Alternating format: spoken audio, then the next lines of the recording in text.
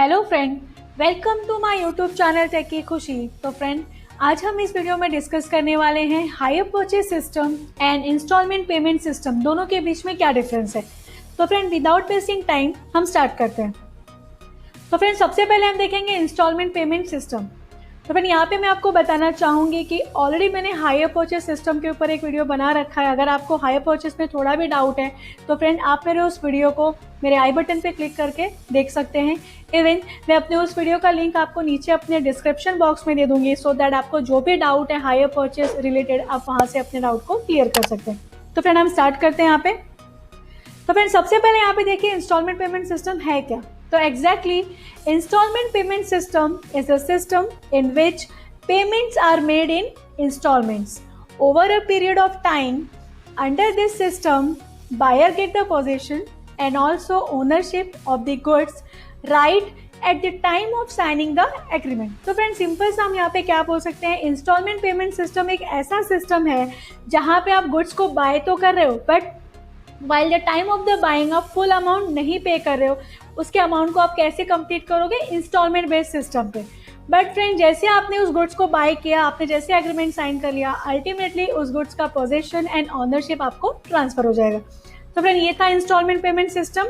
अब हम थोड़ा सा hire purchase system and instalment payment system के बीच में क्या डिफरेंस है वो डिस्कस कर लेते हैं। तो फ्रेंड, स्टार्ट कर लेते हैं। तो फ्रेंड, यहाँ पे देखिए क्या है, एक बेसिक डिफरेंस है hire purchase system and instalment payment system के ऊपर। तो हम एक एक देखते हैं। तो फ्रेंड, सबसे पहले यहाँ पे देखिए क्या डिफरेंस है ओनरशिप का। तो फ्रेंड, हायर परचेज सिस्टम में क्या होता है, जब तक आपने लास्ट इंस्टॉलमेंट पे नहीं किया तब तक ओनरशिप आपके पास नहीं रहती। तो ओनरशिप किसके पास होती है यहाँ पे, तब तक वेंडर के पास होती है। आपने जैसे लास्ट इंस्टॉलमेंट पे कर दिया, ओनरशिप आपको ट्रांसफर हो जाएगी। जबकि इंस्टॉलमेंट सिस्टम में ऐसा नहीं होता। एक बार जैसे आपने एग्रीमेंट साइन कर लिया, जैसे आपने उस गुड्स को ले लिया, उस गुड्स के पोजीशन के साथ साथ उसकी ओनरशिप भी आपके पास क्या हो जाती है, ट्रांसफर हो जाती है। तो फ्रेंड, आई होप आपको यहाँ पे पॉइंट नंबर 1 इज क्लियर है। अब हम सेकंड देख लेते हैं। सेकंड यहाँ पे देखिए क्या है, नेचर ऑफ कॉन्टैक्ट। मतलब इसका नेचर ऑफ कॉन्टैक्ट क्या है। फर्स्ट यहाँ पे देखिए क्या है, it is like an agreement of hiring of goods. तो यहाँ पे hiring of goods it means बोलते हैं ना कि किराए पे या फिर रेंट पे आप उस गुड्स को यूज कर रहे हैं। तो ये रेंट टाइप का एक एग्रीमेंट होता है। जबकि जो इंस्टॉलमेंट सिस्टम होता है, ये क्या होता है, it is agreement of sales of goods. ये सेल्स ऑफ गुड्स का एग्रीमेंट होता है। ये किसका होता है, रेंट वाला होता है, हायरिंग ऑफ गुड्स का होता है, और ये क्या होता है, सेल्स ऑफ गुड्स का होता है। अब हम थर्ड देख लेते हैं। थर्ड यहाँ पे देखिए क्या है, रिटर्न ऑफ गुड्स। तो फ्रेंड, हायर परचेज में क्या होता है, यहाँ पे अगर आपने लास्ट इंस्टॉलमेंट पे नहीं किया है तो आप गुड्स को रिटर्न कर सकते हो। जबकि इंस्टॉलमेंट सिस्टम में ऐसा नहीं होता है। इंस्टॉलमेंट सिस्टम में आप गुड्स को रिटर्न नहीं कर सकते। आपको क्या करना पड़ता है, आपका इंस्टॉलमेंट पे करना होता है। और इन केस अगर आप इंस्टॉलमेंट पे नहीं करते तो आपका जो बैलेंस इंस्टॉलमेंट है उसके अगेंस्ट वो कोई भी आपके ऊपर केस फाइल कर सकता है। तो आई होप फ्रेंड आपको थर्ड पॉइंट भी क्लियर है। अब हम नेक्स्ट देख लेते हैं। नेक्स्ट यहाँ पे देखिए क्या है, फॉरफिचर ऑफ इंस्टॉलमेंट पे। तो यहाँ पे फॉरफिचर इट मीन्स क्या होता है, जब्त करना। तो सिंपल सा हायर परचेज में क्या होता है, in case of the default, अगर आप अपना इंस्टॉलमेंट पे नहीं कर पा रहे हो तो the amount of the instalment paid is forfeited as treated as a hire charge. तो आपने जो भी अमाउंट पेड किया था अब तक, उसको हायर परचेज सिस्टम या फिर हायर वेंडर क्या ट्रीट करेगा, हायर चार्जेस। बिकॉज हमने क्या बोला, ये हायरिंग ऑफ गुड्स एक रेंट बेस पे है। तो इट मीन्स आपने जब तक उस गुड्स को यूज़ किया, आपने उसका इंस्टॉलमेंट पे किया है, तो हम लोग उसको उसका चार्जेस करके कंसिडर कर लेंगे, उसको हम फॉरफिट कर सकते हैं। बट इंस्टॉलमेंट बेस में क्या होता है, अगर डिफॉल्ट भी हुआ तो हम क्या कर सकते हैं, यहाँ पे उसको फॉरफिट नहीं कर सकते। हम क्या कर सकते हैं, बचे हुए इंस्टॉलमेंट के अगेंस्ट हम क्या कर सकते हैं, कोई भी केस फाइल कर सकते हैं। तो ये था फोर्थ पॉइंट। अब नेक्स्ट देखिए यहाँ पे क्या है, राइट ऑफ परचेजर। तो यहाँ पे हायर परचेज में जो राइट्स है वो किसके क्या राइट्स है वो देख लेते हैं। तो फिर यहाँ पे हायर परचेज में no right of hire out. आप किसी को सेल नहीं कर सकते, आप ट्रांसफर नहीं कर सकते, आप डिस्ट्रॉयड नहीं कर सकते, आप किसी को रेंट पे नहीं दे सकते। बिकॉज अभी तक आप उस गुड्स के ओनर नहीं हो। तो अभी तक आप अगर उस गुड्स को यूज कर रहे हो तो आपके पास ये राइट नहीं है कि आप किसी और को ये दे सकते हो। जबकि इंस्टॉलमेंट सिस्टम में क्या होता है, आप किसी को रेंट पे भी दे सकते हो, आप किसी को सेल भी कर सकते हो, डिस्ट्रॉयड एंड प्लेस भी कर सकते हो। Only thing is like that, आपको इंस्टॉलमेंट आपका टाइम टू टाइम पे करना होगा। तो आई होप ये पॉइंट्स भी क्लियर है। अब हम नेक्स्ट देखते हैं। नेक्स्ट पॉइंट यहाँ पे देखिए क्या है, रिस्क। तो यहाँ पे देखिए क्या है, ऑलमोस्ट डेफिनेटली अगर उसकी ओनरशिप आपके पास ट्रांसफर नहीं है, तो किसी भी गुड्स का जो रिस्क होता है वो किसको बेयर करना होता है, उसके ओनर को, इट मीन्स वेंडर को यहाँ पे।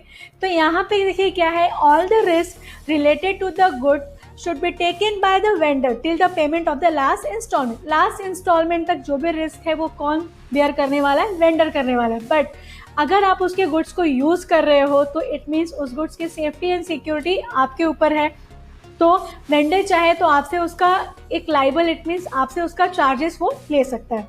तो यहाँ पे वेंडर के ऊपर रिस्क होता है। जबकि इंस्टॉलमेंट में क्या होता है, इंस्टॉलमेंट में परचेसर के ऊपर होता है। क्यों? क्योंकि आपने जैसे उस गुड्स को लिया ओनरशिप आपको मिल जाती है, तो ओनरशिप मिलने के साथ साथ जो भी रिस्क है वो आपको यहाँ पे बेयर करना है, वहाँ पे वेंडर का कोई भी रोल नहीं होगा।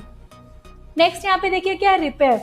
तो यहाँ पे भी अगर आप ओनर नहीं हो हायर परचेस में, तो रिपेयर का खर्च कौन उठाता है, यहाँ पे वेंडर, इट मीन सेलर उठाता है। बट स्टिल अगेन मैं आपको यहाँ पे बताना चाहूँगी, अगर आप किसी भी प्रोडक्ट्स को यूज़ कर रहे हो एज अ रेंट के बेस पे आप यूज़ कर रहे हो, तो अल्टीमेटली उसकी सेफ्टी एंड सिक्योरिटी आपको देखनी चाहिए। तो यहाँ पे वेंडर आपसे चार्जेस ले सकता है, जबकि यहाँ पे वेंडर की कोई भी रिस्पॉन्सिबिलिटी नहीं है। जिसने परचेस कर लिया है, जिसकी ओनरशिप है, वो क्या करेगा, उसकी रिस्पॉन्सिबिलिटी रिपेयर की एंड मेंटेनेंस की। अब नेक्स्ट देखिए यहाँ पे क्या है, स्टेटस ऑफ परचेसर। यहाँ पे देखिए क्या है, जो हायर परचेस में क्या होता है, इसको हम हायरर मतलब ऐसे रेंट बेस पे उसका एक स्टेटस होता है। अभी तक वो ओनर नहीं है, वो रेंट पे ही यूज़ कर रहा है। बट यहाँ पे क्या होता है, परचेसर को हम क्या बोलते हैं यहाँ पे, ओनर ऑफ द एसेट्स, क्योंकि ओनरशिप उसकी ट्रांसफर हो गई है। Then and friend last point यहाँ पे देखिए क्या है, राइट्स ऑफ रिटर्न। तो यहाँ पे मैं आपको बोलना चाहूँगी, हायर परचेस सिस्टम में परचेसर के पास राइट होता है, वो क्या कर सकता है, अगर वो लास्ट इंस्टॉलमेंट नहीं पे कर पा रहा है तो एटलीस्ट वो उस गुड्स को क्या कर सकता है, वेंडर को रिटर्न कर सकता है। जबकि इंस्टॉलमेंट सिस्टम में ऐसा कोई भी रूल नहीं है, आप गुड्स को रिटर्न नहीं कर सकते। फॉर एग्जांपल, अगर आपने इंस्टॉलमेंट बेस पे कोई रेफ्रिजरेटर या फिर वॉशिंग मशीन लिया है, 5 एंड 6 मंथ्स यूज़ करने के बाद अगर आप सेलर को बोल रहे हो कि अब मैं इसका अमाउंट पे नहीं कर सकता, आप इसको लेके जाइए, तो ऐसा यहाँ पे नहीं होता है। तो यहाँ पे आप रिटर्न नहीं कर सकते। तो फ्रेंड आई होप आपको यहाँ पे hire purchase system and instalment payment system के बीच का डिफरेंस क्लियर हो गया होगा। तो फ्रेंड आज के लिए इतना ही। And friend at the end मैं आपसे रिक्वेस्ट करूंगी, अगर आपको मेरा आज का वीडियो अच्छा लगा तो फ्रेंड प्लीज़ आप मेरे इस वीडियो को लाइक एंड मेरे चैनल को सब्सक्राइब जरूर करिए। And friend don't forget to hit the bell icon so that आपको मेरे लेटेस्ट वीडियो का नोटिफिकेशन मिलता रहे। Thank you friend.